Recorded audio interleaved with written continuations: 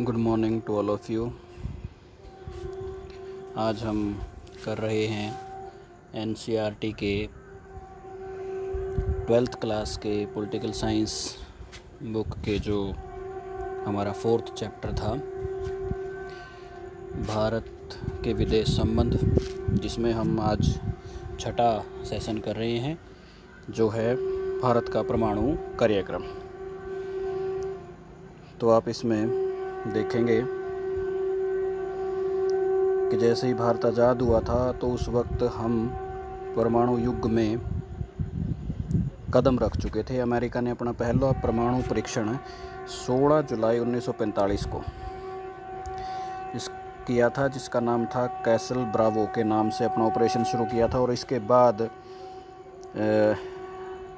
America ने दूसरे विश्व युद्ध में जापान के 2 शहरों पर इन परमाणु हथियारों का प्रयोग किया था। एक था जिनमें नागासाकी और दूसरा था हिरोशिमा।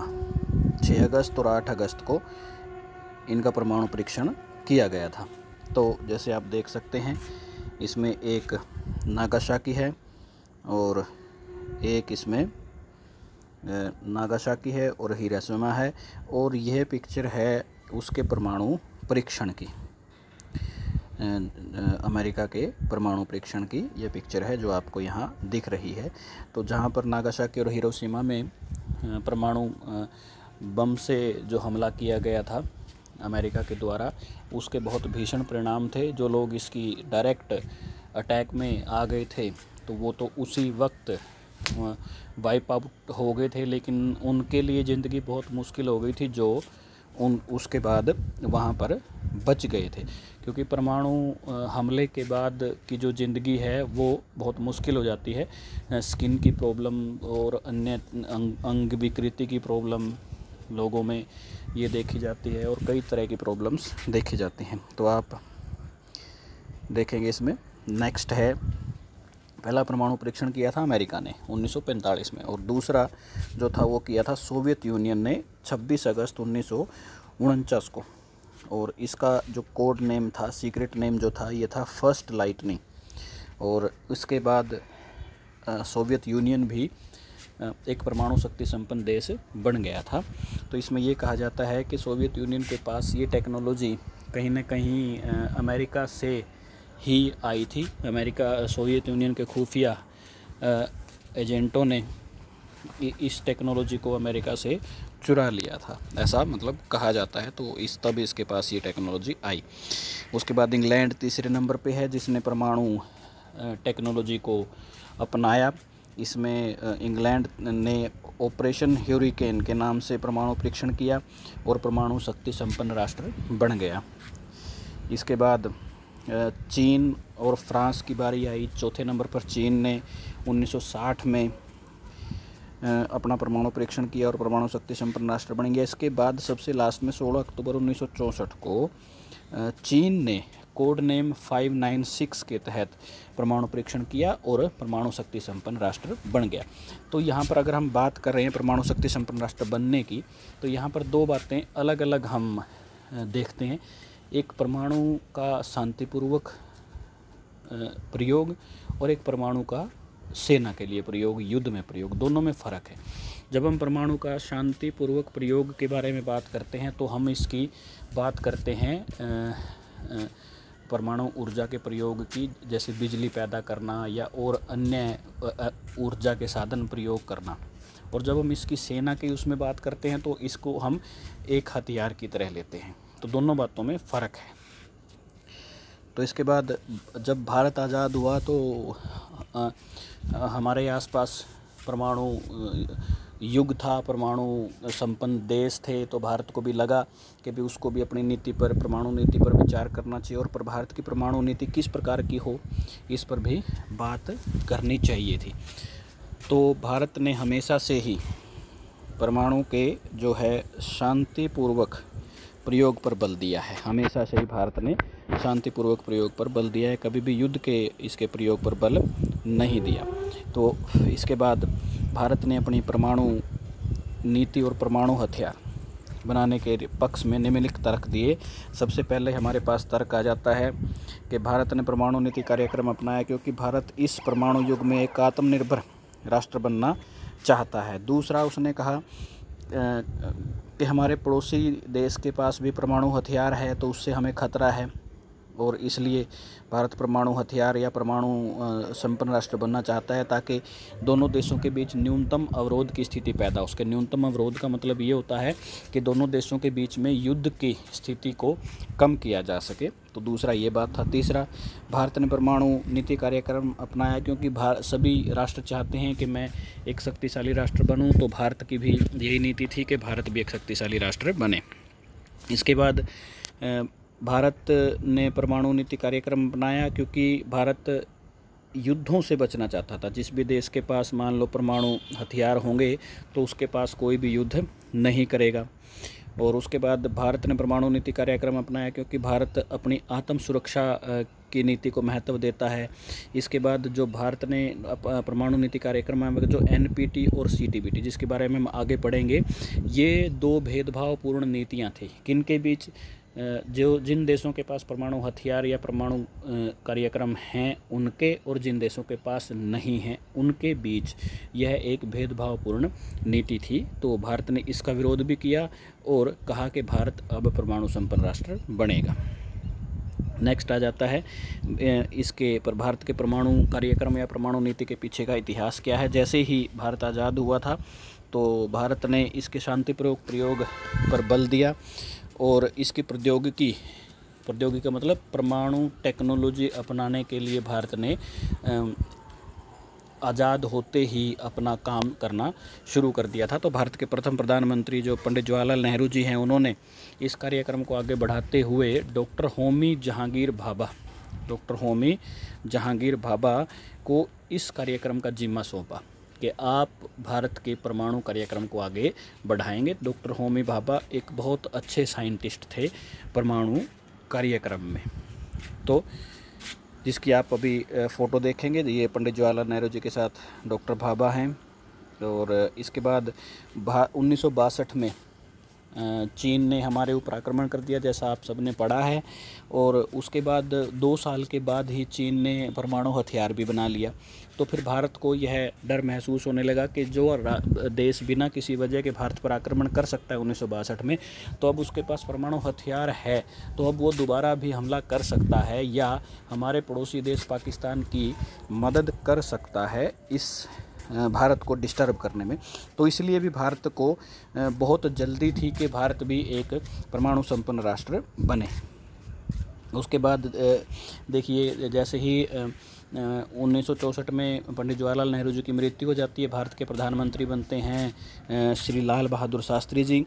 और उन्होंने सोचा कि भाई अब परमाणु कार्यक्रम किस प्रकार से चलेगा, क्योंकि जैसे ही लाल बहादुर शास्त्री जी की पंडित जवाहरलाल नेहरू जी की मृत्यु होती है तो भारत की एक तो लीडरशिप हमारे पास ताकतवर जो थी वो नहीं रही। दूसरा, 1962 में हम युद्ध हारे थे और देश में अकाल जैसी स्थिति थी, हम अपने लोगों का पेट भी नहीं भर पा रहे थे।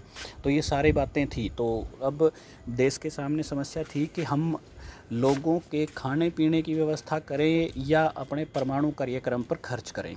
तो अब यहाँ पर ऑब्वियसली सोचने वाली बात है कि बीइंग ए प्राइम मिनिस्टर आप क्या करेंगे। सबसे पहले आप अपने देश की लोगों के खाने पीने की व्यवस्था की ओर जोर देंगे। तो लाल बहादुर शास्त्री जी ने भी वही किया। तो और उन्होंने इस व्यवस्था में कहा कि हम परमाणु कार्यक्रम को कुछ दिनों के लिए टाल सकते हैं और हम अपना जोर देंगे कृषि क्षेत्र पर, विज्ञान के क्षेत्र पर। और परमाणु कार्यक्रम टालने का उनका मतलब ये था कि कहते मेरे पास इसके लिए एक उपाय है। तो उन्होंने कहा कि क्यों ना हम भारत के लिए परमाणु छाता नीति अपनाएं। परमाणु छाता नीति का मतलब ये होता है कि हम उस देश के साथ सक्रियता से संबंध स्थापित करें जिसके पास परमाणु हथियार है। अब जिस देश के पास परमाणु हथियार है, हम उस देश से वादा लेंगे कि अगर कोई परमाणु संपन्न राष्ट्र हमारे ऊपर हमला करता है, इनडायरेक्टली ये चीन के लिए था, अगर कोई परमाणु संपन्न राष्ट्र हमारे ऊपर हमला करता है तो वह देश जिससे हम वादा ले रहे हैं वो उस देश पर परमाणु हथियार से हमला कर देगा। तो इस प्रकार से अगर हम यह परमाणु छाता नीति अपनाते हैं तो जो हमारे पड़ोसी हैं जिनके पास परमाणु हथियार है वो आगे से हमारे ऊपर परमाणु हमला करने की कोशिश नहीं करेंगे। लेकिन इस बात के लिए भारतीय जनसंघ जो उस वक्त था और जो बाद में बीजेपी बन गया, तो उन्होंने कहा कि नहीं, भारत को अपना खुद का परमाणु कार्यक्रम रखना चाहिए। तो इसके बाद 1968 में परमाणु अप्रसार संधि विश्व के जो परमाणु संपन्न देश हैं उन्होंने पैदा की, और जिसके अनुसार यह तय किया गया कि जिन देशों के पास 1968 तक 1 जनवरी 1968 से पहले जिन देशों के पास परमाणु हथियार या परमाणु प्रौद्योगिकी है, सिर्फ वही हकदार होंगे इसे रखने के। दूसरे देशों को इसे रखने का और परमाणु हथियार बनाने का कोई हक नहीं है। तो इसका भारत ने विरोध किया, कहा कि अगर ये तो एक तरह से एकाधिकार हो जाएगा इस टेक्नोलॉजी पर उन देशों का जो आज तक बना चुके हैं, और जिन देशों ने आज तक इस दिशा में कार्य नहीं किया उनका इससे अधिकार हट जाएगा, और जिन देशों के पास इस प्रकार की टेक्नोलॉजी है वो देश इन छोटे देशों का शोषण करेंगे। इसलिए भारत ने इसका विरोध किया। उसके बाद इसमें आ जाती है हमारे पास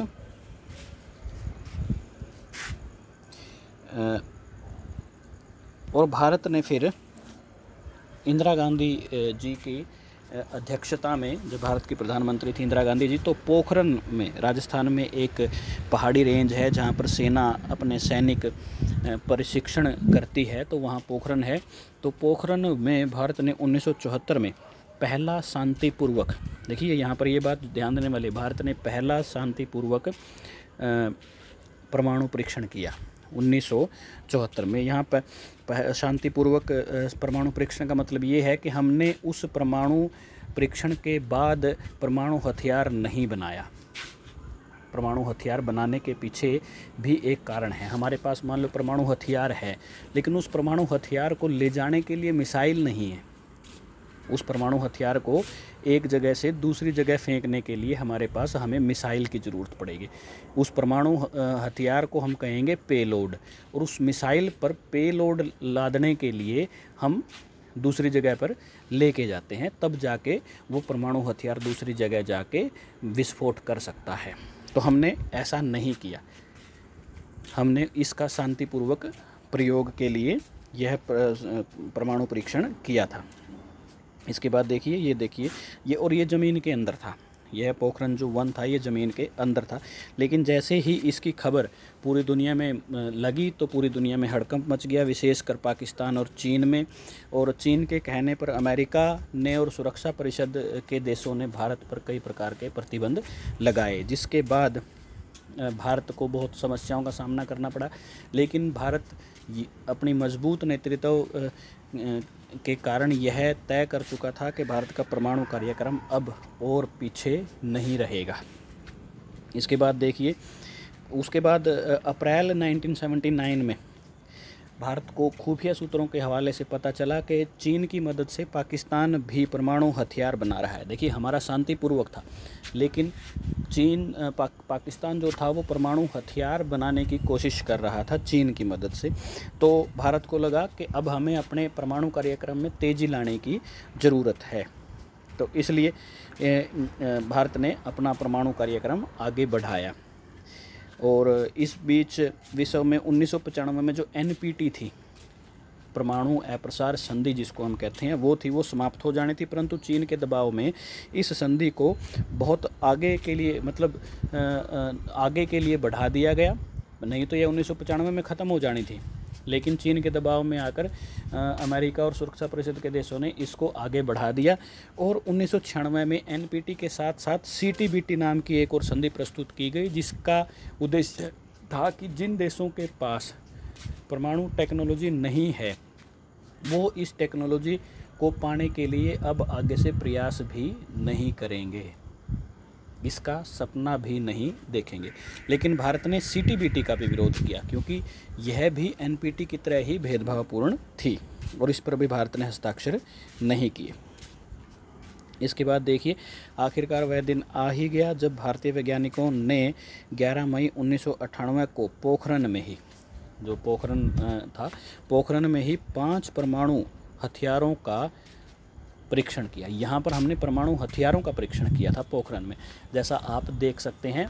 इसमें देखिए लेटेस्ट अब एक मूवी भी आई थी, पोखरण करके एक मूवी भी आई थी जिसमें इसके बारे में बताया गया। और यह मिशन जो था इतना सीक्रेट था कि जो हमारे वैज्ञानिक थे वो बहुत छुप छुपा के इस काम को अंजाम दे रहे थे। और वो उनके अलग अलग कोड नेम थे, सेना के अधिकारियों के रूप में वो वहाँ काम कर रहे थे। आगे पिक्चर के माध्यम से भी आपको मैं बताऊंगा, जिसमें हमारे देश के बाद के राष्ट्रपति श्री APJ अब्दुल कलाम जी भी इस कार्यक्रम में मुख्य भूमिका में थे। इसके बाद सफल परीक्षण के बाद अमेरिका और चीन ने जैसे देशों ने भारत पर कई तरह के आर्थिक प्रतिबंध लगाए। देखिए ये हमारे बीच में देखते हैं, आप बराबर में देखेंगे APJ अब्दुल कलाम जी की फ़ोटो देख रहे हैं आप, और भारत के अन्य और वैज्ञानिक देख रहे हैं। इसके साथ साथ इस तरफ आप अटल बिहारी वाजपेयी जी को देख रहे हैं परीक्षण के बाद। तो यह एक सफल परीक्षण था जिसके बाद भारत अब उस बिरादरी में आ गया था जिसके पास यह परमाणु शक्ति थी। और APJ अब्दुल कलाम जी के नेतृत्व में भारत ने इस परमाणु पेलोड को लंबी दूरी तक ले जाने के लिए मिसाइलों का परीक्षण किया, जिसमें एक अग्नि मिसाइल महत्वपूर्ण मिसाइल हमारे देश की है। इसके तुरंत बाद पाकिस्तान ने चगाई में 6 परमाणु परीक्षण किए। चगाई में इसके तुरंत बाद 6 परमाणु परीक्षण किए। और अब भारत के अन्य पड़ोसी देशों को भी डर सताने लग गया था, जैसे भूटान है, नेपाल है, बांग्लादेश है, श्रीलंका है। इन देशों को डर लगने लग गया था कि कहीं भारत साइज़ में बड़ा होने के साथ साथ अब परमाणु संपन्न राष्ट्र भी है और पाकिस्तान भी परमाणु संपन्न राष्ट्र है, कहीं अब ये देश हमें डराने का काम न करने लग जाएं। इसलिए भारत ने अपना एक परमाणु कार्यक्रम, परमाणु नीति भारत लेके आया था। यहाँ आप देख सकते हैं चगाई न्यूक्लियर टेस्ट के बाद पाकिस्तान के जो लोग थे इस प्रकार से खुशी मना रहे थे। अब भारत ने 2003 में अपना परमाणु कार्यक्रम नीति थी वो संसद में पेश की, जिसकी 2-3 मुख्य बातें आपके सामने हैं। वैसे इस नीति को कभी भी सार्वजनिक नहीं किया गया, लेकिन संसद में बोलते हुए इसके मुख्य बातों को प्रस्तुत किया गया था। पहले इसमें ये थी कि भारत ने परमाणु हथियार किसी देश को डराने के लिए नहीं हैं बल्कि अपने आत्मरक्षण के लिए बनाए हैं। दूसरा इसमें ये था कि भारत ऐसे किसी देश पर परमाणु हथियार का प्रयोग नहीं करेगा जिसके पास परमाणु हथियार नहीं है, जैसे नेपाल के पास नहीं है, भूटान, बांग्लादेश, मालदीव इत्यादि। इसके बाद भारत कभी भी परमाणु हथियार का प्रथम प्रयोग नहीं करेगा। कहने का मतलब ये है कि किसी भी देश के साथ अगर भारत का युद्ध होता है और भारत सबसे पहले परमाणु हथियार का प्रयोग नहीं करेगा, अगर कोई दूसरा देश परमाणु हथियार का प्रयोग करता है तो फिर भारत परमाणु हथियार का प्रयोग कर सकता है। तो यह भारत की परमाणु नीति जो थी, इस प्रकार से हमने इसको देखा।